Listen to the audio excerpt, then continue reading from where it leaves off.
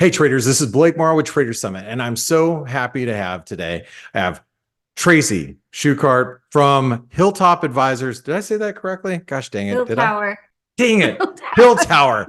Did everybody write Source down advice. Hilltower Advisors? How about that? Okay. How you doing, Tracy? Great to be back. Like, It's great to see you. It's been a long time. I mean, I know we've talked, but it's really nice to be able to visually be able to see you as well. And I'll just say on behalf of most traders, they're probably feeling the same thing, and they don't even want to see me. So, so it's great to see you. great to see you. Great to be back. So, how do you feel about these markets where we're currently at? I mean, we're at all-time highs in equities. Pretty crazy mania going on, isn't it? There is. And, if the thing is that it's all concentrated in just several stocks. And that's, a problem within itself because it's the tech sector really driving this rally. And so if you look at the other sectors, they're just not performing well at all by any stretch of the imagination. It's a big pile-on. And so there are some risks that come with that. We saw today, I think there was a report out from Goldman Sachs that said that, hedge fund managers are now dumping tech. They piled in pre-NVIDIA earnings, and now they're reducing their long positions. In fact, we had the biggest outflow from the tech sector, from hedge funds, and into safety like consumer staples and utilities and things of that nature. And so you have to be very careful, I think, when you're in these markets right now with this mania. So, It's a little daunting. I would say it's a little daunting for the markets. You've been around, long enough, and so have I, where we've seen this type of mania. We know it doesn't end well, but it's hard to gauge whether we're in the beginning or end stage of it, or somewhere in the middle. 100%. So there's something that is in the middle right now, Tracy. I love to talk energy with you, and I love to talk, what's happening in crude oil, what's happening in some of the commodities markets. So let's talk crude. Crude oil has been stubborn, let's say between 70 and $80 a barrel. And every time it looks like it's going to break out above 80, just kind of gets swatted down. But flip side is it doesn't look like it wants to sell off either. But this is one of those things that I think central banks need to be paying attention to, because if crude breaks above 80, energy costs are going to go higher, whether it's crude oil or whether it's gas price at the pump, and it's going to make it a little bit more difficult for consumers. Flip side is we are in an election cycle. So, are energy costs mysteriously going to be able to stay subdued? What are your thoughts on crude, and do you think we go anywhere? Do you think it's we should be looking for some sort of breakout or breakdown? Well, I mean, markets have been sideways now for quite a few months, which is not necessarily a bad thing. Because I want to say we don't want sustained oil prices above 100, because that's going to crush emerging markets. It's going to be a terrible thing. It'll crush demand. It'll be awful. And you don't really want to see oil markets below 60 if you want to keep prices stable, because that's when you're going to see shale producers stop producing because they're no longer making money. And so then that'll be a catalyst for another shoot up in energy prices, which nobody wants, especially during an election year. Yes, mysteriously, it's been sideways, but again, I keep saying to people, it's not a bad thing that the markets are pretty sideways right now. First of all, OPEC, that is their stated objective, is that they want to keep oil markets in a range, and volatile oil markets are no good for any economy. And so I think that, we will see, breaks. I think we'll be in a larger range for the rest of the year. But my hope is that we stay in at least like a $20 range would be ideal for all markets and for trading. I mean, when we talk about oil prices and everybody's like, oil prices haven't gone anywhere, we're still at $78 in WTI.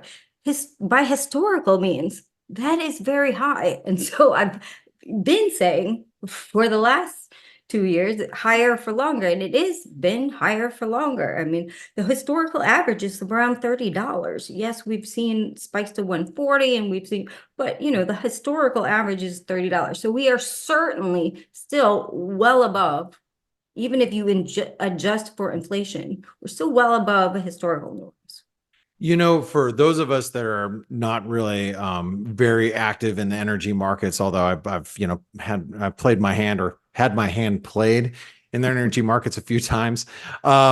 If crude oil, let's just say it breaks above 80 and we start trading up towards 85, 90, when does that translate to prices at the pump going higher? Well, I think you're going to see that, it has to be sustained for a while. And so that's when, everybody thinks automatically if crude spikes that, prices at the pump change. But it's not. It's all in the works too. And just so everybody knows, we are headed into summer. Summer grade gasoline is higher in price. So expect higher prices going forward as we wind down refinery maintenance season and we start pushing out summer grade gasoline on the market, particularly if you're in California, because their regulations are very stringent. Okay. All right. Well, fair enough. Well, one of the other topics I wanted to kind of discuss with you is, and I know this isn't necessarily your specialty per se, but I know you are at least keeping your eyes on it because I'm just watching, corn prices. They're absolutely plummeting right now. Do you have any thoughts on corn? And I know we're going to show a couple of things for viewers to look at, but what are your views there? Because it looks like corn's going to go negative or something. I mean, Well, what are your thoughts? it looks terrible. And low prices are the cure for low prices. But I think as we're looking at this particular market, one, we have record shorts. I mean, record shorts. Two, we have very tight fertilizer markets right now, meaning that it's very expensive. Fertilizer is very expensive for farmers right now. And we're going to run into problems with corn prices being this low as we enter the new plant season, because is it affordable to plant corn anymore, or will I swap it out for another crop that's perhaps more profitable at this point? And so I think that if we look out and if we look at the seasonal trade, where usually we see summer run up, I think that it's not a bad time to start looking at this market in, say, September or December options. And I just want to point out the daily sentiment index in corn is at 10, which is a very, very extreme reading. It's not often you get 10 or less. That means that there's absolutely zero or very little bullish activity in corn. But usually when you get to these types of extremes, I always love to use the analogy like it's like a ship with, everybody's port side and the ship will eventually roll over out in the ocean. Same thing here. There's so many bears that maybe we're getting to some of those extremes where maybe it's not worth a punt, right? Well, exactly. And when you have these very extreme sentiments and these very extreme positioning in the market, that lends itself often to, not always, but often to a short squeeze if you even see a little bit of positive movement in price. And then, we see those shorts kind of get squeezed out of the market, which exacerbates the move higher. All right. Well, before I let you go, Tracy, I want to ask one question that I think is valid for anybody who's in the markets right now. Looking at the Fed, expectations have come down quite a bit. We've seen interest rate expectations that were very, very aggressive towards potential rate cuts, and 5, 6 rate cuts in 2024. That's pared back. Now a lot of people feel that the Fed and market expectations are getting close to being in sync. But there are even some banks out there and even some analysts and people that I talk to that believe that the Fed could actually raise rates. Where do you stand on the Fed? And do you think that the Fed is going to be cutting rates, raising rates? And what's your time horizon look like? Well, I've been adamant for months now that March was totally off the table. March is off the table after we saw, after we saw PCE and CPI come in. That data was obviously very hot for January. I expect that probably to continue. And so March definitely off the table. Do I think they'll raise? I think there will be a lot of political pressure on Powell in an election year not to raise rates. And we've already seen the White House kind of freak out after that last CPI reading. And the suggestion that cuts may be off the table, in H1 of this year, the White House literally freaked out about it. And,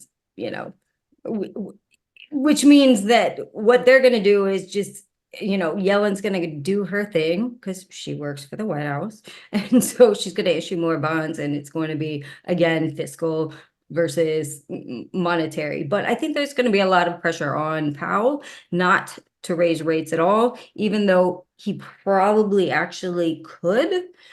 I think the political pressure might be too great. That said, I think that I think you should push out your expectations of any rate cuts way further out. I would say that probably wouldn't happen until maybe Q3, maybe, but data dependent as always. If we start to see any deflationary pressures, obviously, that would alleviate a lot of pressure from the Fed to hike or to even stay. So always keep your eye on the data. It's ever-changing environment, but I think that I think that cuts are pretty much off the table right now for now until Q3. All right. Well, Tracy, it's really nice to talk to you. And I had the pleasure of meeting with you just a couple of weeks ago on your podcast. Yes. But not everybody knows that you have this podcast, and not everybody knows how to follow your work. So what's the best way for traders to follow what you do and how to track you down? Yeah. So I'm on Twitter, obviously, at Shy Girl. And then my new venture is Mic Drop Markets, which has its own Twitter handle. And we do not only a weekly spaces, but we have an actual hour-long podcast that's on YouTube, which Forex Analytics is our sponsor. So thank you very much.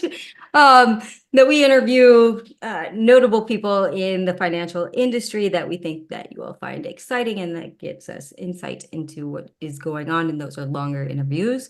And so, follow Mic Drop Markets because you'll get apprised of who we're interviewing and when our spaces are. It's, and I think if you're following the Mic Drop Markets Twitter handle, it's very, very great interviews that are published there that Tracy, that you do. And you find a lot of great, I don't want to say talent's like not the right word, but a lot of great analysts that maybe we haven't heard of, or a lot of that's not like, I'm like, well, where's this guy been? And this gal, and I have never heard them before, but really a lot of great insights there.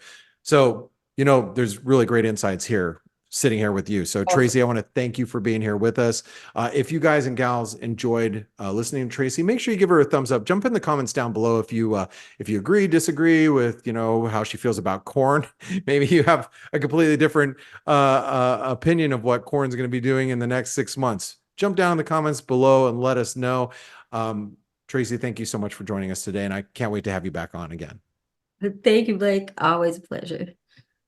Hey traders, Blake Morrow here. Thanks for stopping by our YouTube channel. Don't forget to like, share, and subscribe to our channel. Also click the bell notifications so you do not miss any of our market-related trading analysis from some of the leading industry experts. Thanks for stopping by. We'll see you in the next video.